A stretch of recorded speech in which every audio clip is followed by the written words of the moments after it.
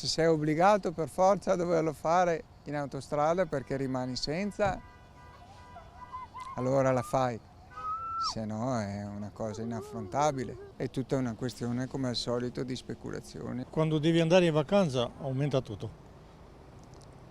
Non lo so.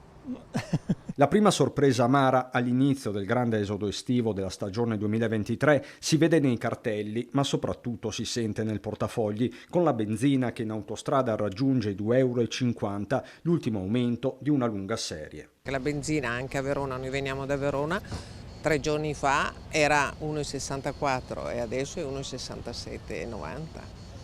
In autostrada? E in autostrada non ci siamo neanche fermati perché lo sappiamo benissimo che è molto più alto. Mi sembra un po' tanto, un po' alto il prezzo. Io prendo GPL, però anche quello a Roma è 60-70 centesimi, qui è 90 mi sa, non lo so.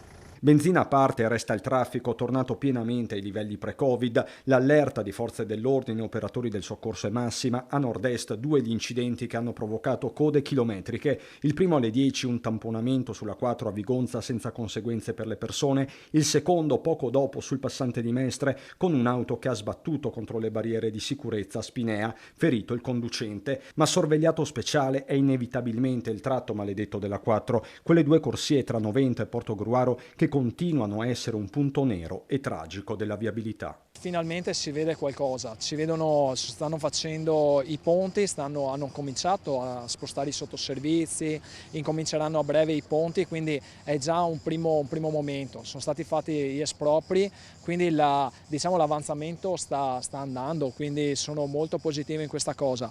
È ovvio che ora che vedremo una terza corsia passeranno altri 3-4 anni. Bloccati per tutto il weekend i mezzi pesanti, assaltate le aree picnic e gli autogrill, il copione è quello di sempre. A Cessalto in direzione Trieste in tanti guardano la Croazia nonostante il caro prezzi. Onestamente non lo sappiamo finché non arriviamo, però speriamo di no, per non ritrovarsi delle vacanze troppo costose, insomma, rispetto a quelli che sono stati gli incrementi dei prezzi in questi ultimi anni. First Lago di Garda for 3 days and now 7 days to Croatia.